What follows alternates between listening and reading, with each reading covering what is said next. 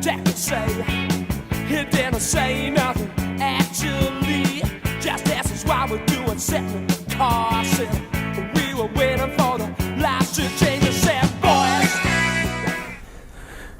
Hi there, welcome to episode 9 in this series of record reviews with me, JVT, coming to you from New York City. This week we're gonna go back in time and talk about the music that influenced me, the records that influenced me. Starting this week with the 1970s. I went to primary school through the 1970s, so a lot of stuff I listened to was on the radio, what my mum and dad played, etc, etc. I'm just going to go through, I pulled out a heap of records, and it might be a bit long-winded, but I'm going to go through them one by one and just to chat about them. Firstly, this guy. For a young fella like, 7 or 8 years old, I just thought this guy was some sort of bizarre dude from another planet. But David Bowie, as you know, super talented musician, extraordinary talent. And this is probably Diamond Dogs over the back here, and this are his best work. This is probably his masterpiece, Space Oddity. Now this is probably a record, I don't know, I think my mum and dad might have listened to this when we were kids, but Carole King's record Tapestry, one of the greatest records of all time. It's just got hit after hit after hit, and she's just extraordinary songwriter. Tapestry, played on the radio all the time today still, just a fantastic record, and everyone should have a copy in their record collection. Tapestry. Now the next couple of records, this is growing up in Australia. This band in the 1970s were just huge. The Skyhooks from Melbourne, Shirley Strawn on vocals, Greg McCainch, the main songwriter, writing all these songs and references to Melbourne, and just fantastic guitar work by Red Simons, and just brilliant stuff. Just so Australian, not funny, but hit after hit after hit. This is called Ego Is Not a Dirty Word. Straight in the gay world. See, these guys were banned from radio. Some of their songs were banned from radio. Their first album, Living in the 70s, so many hits, but half of them weren't able to be played on radio. Super duper band, Skyhooks from Melbourne. My brother David put me onto this band. Blues, jazz, rock and roll. They are the full complete package. Jojo Zep and the Falcons still get together every now and then and gig around Australia. One of the biggest influences on mine and my brother's musical odyssey over the years. Live, their best work was arguably done live around the pubs of Melbourne, Sydney, Australia. Loud and Clear, Screaming Targets. This is an American version of the classic 79 album Screaming Targets, with Hit and Run, Shape I'm In, big hits in Australia. Jojo Zep and the Falcons, great stuff. Another band of that era, The Sports, Don't Throw Stones. This would go down as an all-time classic Australian album, Don't Throw Stones.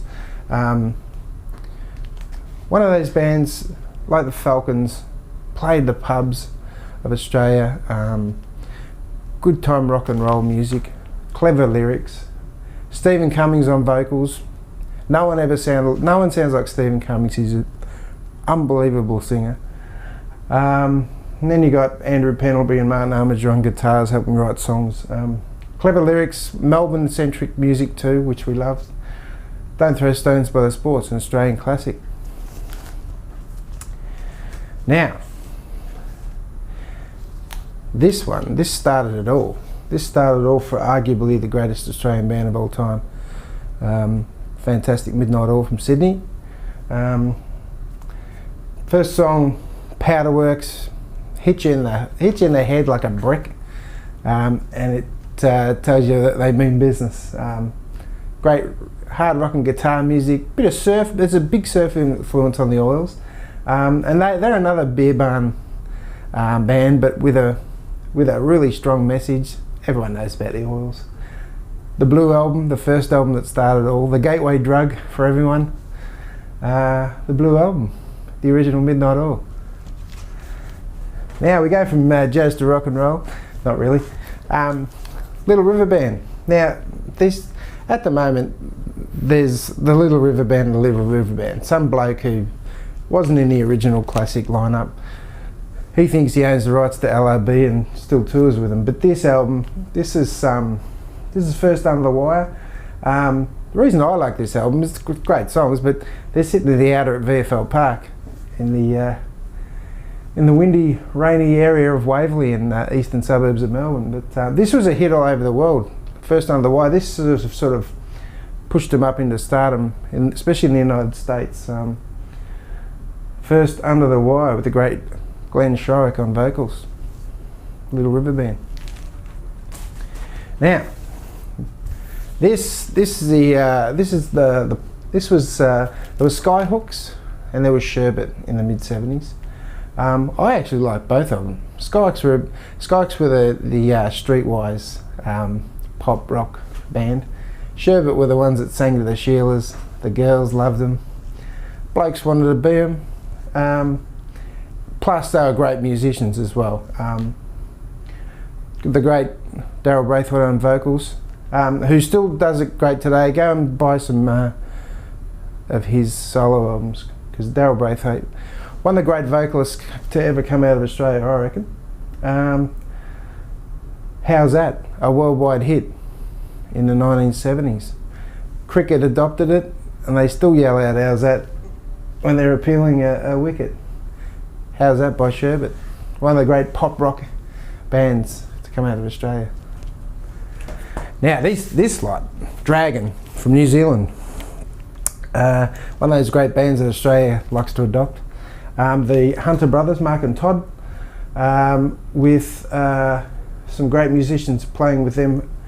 Running Free. This album, Running Free, I don't know what songs are on it, but this album, Running Free, Ozembeezy, which is over the back, April Sun in Cuba, Are You Old Enough? Great songs. These were bands, Skyhooks, Dragon, Sherbet. We all came to know them thanks to a show called Countdown, which was live on a Sunday night with the often, I don't know whether he was high or hungover, but Ian Molly Meldrum used to give us the lowdown on the local talent, and a lot of international bands that he broke over the years. But Dragon were a mainstay of that show on Countdown on a Sunday night. Dragon.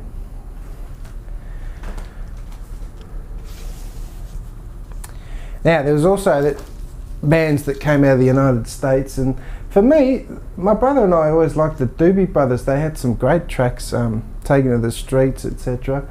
And they were sort of that, they came out of that country rock sort of era. I mean, this album's Toulouse Street, this is 1978, I think. 78? Probably earlier, but yeah, them and the Eagles, great bands out of the United States, rock and roll meets country. Jeff Skunk Baxter on guitar, legend.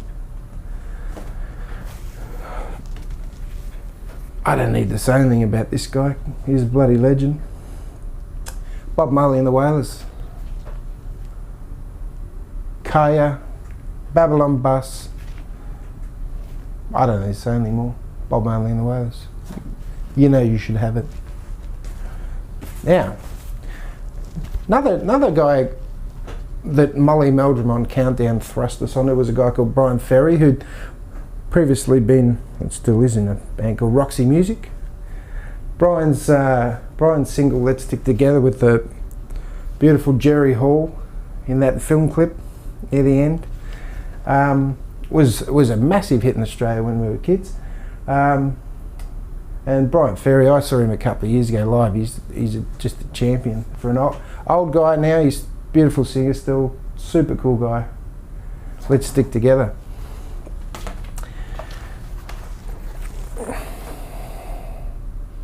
You know you have to. Everything they've ever done everything they ever did up until 1982 was just unbelievable. You know, the great Bon Scott on the back of the truck going down Swanson Street in Melbourne. Long way to the top if you want a sausage roll. Long way to the shop if you want a sausage roll, as we used to sing back in the 70s and 80s. AC/DC, they're ours, but the world has embraced them. And this is a great box set that I don't know if a lot of people have got it, but it's got all the old Alberts, classic Alberts records on it. And you know, Bon passed away, and Brian took over, and a lot of us still refer to Brian as the new guy, but you know, he took it up with that great Back in Black album in the early 80s, and they're still going today. AC/DC. My Sex, another one of my brother and they were our band. Not many other people really dug My Sex because they were a great guitar band, rock and roll band, but they threw in a bit of futuristic synthesizer and stuff. They're another New Zealand band. Space Race, fantastic album. My Sex. Get out and get yourself some My Sex. Computer Games was a big hit of theirs when we were kids. It was the number one for a long time. Another one. Another great pub rock band from Sydney, the Radiators. I think there's an American Radiators, but this mob just played great rock and roll, filthy lyrics every now and then. Gimme Head was one of their classic albums. Feel the Heat. It was probably their best-selling record, Feel the Heat. Scream of the Real was a great album of theirs too. Didn't see them a lot on Countdown. There was another show on a Saturday morning called Sounds Unlimited, which ended up being called Sounds with Donny Sutherland, great DJ from Sydney, and all the other bands like the Oils, Chisel, the Rads, Radiators. They'd all come on and talk to Donny because he had a bit more street cred than Molly on Countdown. Yeah, this was a great one. This is a great one from that time, 79s, I think, 1979. Feel the Heat by the Radiators.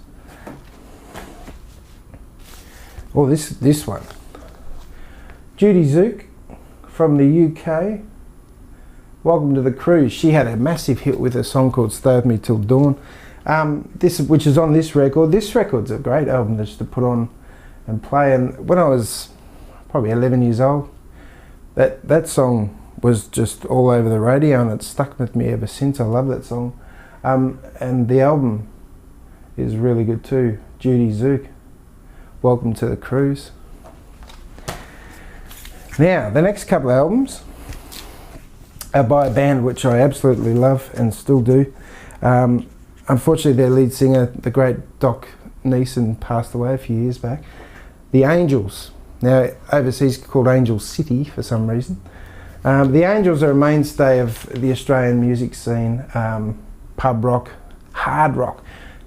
They're sort of on that edge of hard rock into, people want to call it metal, but heavy rock, I reckon. No Exit and Dark Room were their great albums. Face to Face was another great album. Am I Ever Gonna See Your Face Again? No Way, Get Fucked, Fuck Off, as they say. Was a huge hit for the Angels, and the old Blue Light Disco days, we used to yell that out at the top of our head, and we love the Angels. A more clever, I'm going to say intellectual, but lyrically wise, unbelievable band. And musicianship led by Don Walker, who wrote all their great songs, and the great Jim Barnes on vocals. Cold Chisel East, one of the great Australian records of all time. Breakfast at Sweethearts. Sweethearts, a great little institution of King's Cross in Sydney. I don't think it's there anymore, but just hit after hit after hit, and they're just about to go out and tour again with a new record. Unfortunately, Steve Prestwich, their great drummer, passed away a few years back. But they have a new drummer whose name eludes me, but it's he's the late Chrissy Amphlet's husband, Charlie. I can't remember his last name, but he's on drums with Chisel now, and they're about to go on a tour again. East and Breakfast at Sweethearts, Circus Animals, the first album, Cold Chisel with K-San, which is an Australian classic on it. All great records. Oh, and this one's at the bottom of the pile. This was one that my brother used to always bring home. He'd borrow it from his friends at high school. Bob Welch, French Kiss. Bob was part of, I think Bob was part of Fleetwood Mac for a while. But he had a hit called Ebony Eyes, and which was played on the radio heavily too. And I used to borrow this from my brother as well and put it on the record player, and it's a great album. Apart from the one single, it's all strong stuff. Bob Welch, French Kiss. It's a bit of from left field, eh? Kraftwerk, Autobahn. Go and buy it. Unbelievable. One side, one song, Autobahn. 22 minutes or something. It's unbelievable. ABBA Arrival. First cassette I ever bought was ABBA Arrival. I had to borrow some money from my grandmother so I could go and buy ABBA Arrival at the Hastings record store. Good on you, Ma. Who else have we got?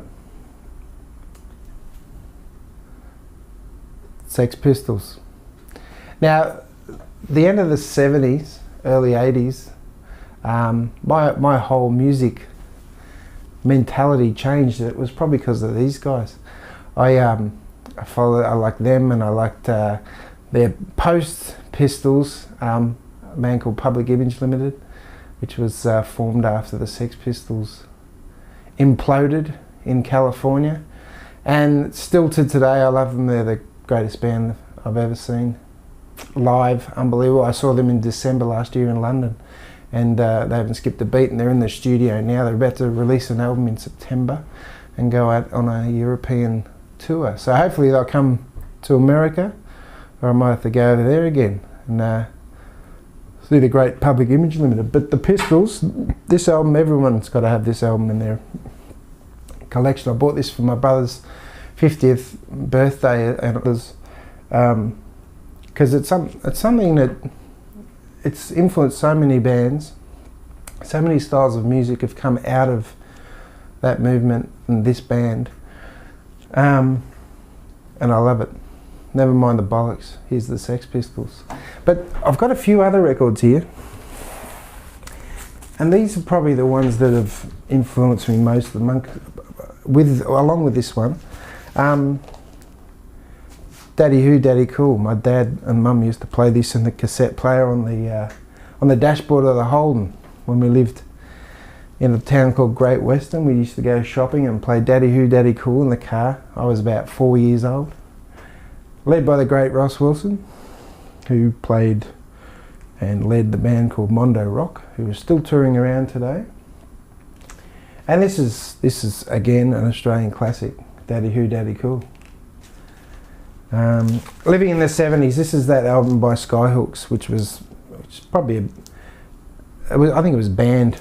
I think about six or seven singles, and half of them were banned from radio. But you know, thought-provoking stuff, Melbourne references all over the place, Toorak Cowboy, Ball and Corn, even references Twisties, but you can listen to that song and smut and work that out for yourself. Then in the 70s, Skyhooks. Now this is probably one of the first albums I ever bought by a band. JoJo's Up and the Falcons, as we talked about before, the great blues, jazz, rock and roll band from Melbourne, led by the great Joe Camilleri, who went on to form the great Black Sorrows, who were a great, very, very popular band in the 90s, late 80s, 90s, into the 2000s. This is called Screaming Targets, and it had a couple of great hits, which we'd actually see on Countdown, and my brother and I'd freak out because they were our secret. Hit and Run and Shape I'm In became big hits in Australia. Screaming Targets by JoJo's Out and the Falcons. Head Injuries by Midnight Oil. Just unbelievable, clever music, thought-provoking lyrics. The great Peter Garrett on lead vocals, Martin Rotzi, Jim Magini on guitars. The Bear. This had Andrew James, the Bear, on bass. He was awesome, and the fantastic, legendary Rob Hurst on drums. Head Injuries, great from start to finish. And that's another one I used to borrow from my brother, because he borrowed it from his mates and I borrowed it from him, and eventually I go out and buy it myself. Now, this one. A lot of people, I've heard people say that Kiss are the gateway drug to rock and roll music, and in a lot of ways I think they are, but I mean, by the time they hit my radar, I was about, I don't know, 11 years old, 12 years old, and this was the biggest album around at the time, and they toured Australia, and I remember my mum wouldn't let me go on the bus up to Waverley, VFL Park, and watch Kiss play, because obviously I was only about 12 years old, but I was devastated, but they were superb band. Nowadays it's a bit of a cabaret act, I reckon, but Kiss were a great rock and roll band. I live about 200 metres from where a lot of their early stuff was written, on 23rd Street here in New York City, in their old loft in one of the buildings over near the Flatiron building. But Dynasty as we say in Australia, was their foray into rock and roll disco in a way. But go and listen to their earlier stuff, their first album, Dressed to Kill, Rock and Roll Over, and their classic Alive album, their live album. I think they're the ones you should go and listen to. Kiss, the gateway drug. So that's about it. That's the 1970s, and that's a lot of the stuff that influenced me. We're going to see The Who this weekend out in Forest Hills out in Queens. The old tennis court there that puts on bands now. They've done it all up. And later in June we're going to see the great Morrissey. So, you know, Morrissey is just a bloody legend. I love him. So that should be fantastic. Saw Noel Gallagher's High Flying Birds at Webster Hall down here in just off Union Square a few weeks back. That new album is Chasing Yesterday is brilliant, and he played all those hits, threw a few Oasis tracks in there. It was a packed house, and unfortunately, you know, Oasis fans go there, stand there and go nuts for the Oasis songs, and then chat amongst themselves when Noel plays his new stuff. So what can you do? Dickheads will be dickheads. But it was a great show, and his new I love his new stuff. It's really, really good. So that's about it for now. That was a long one. I'll be back in a week or two. We might actually talk about the 80s and the music that influenced me in the 80s as well. Until then, rock on. Bye.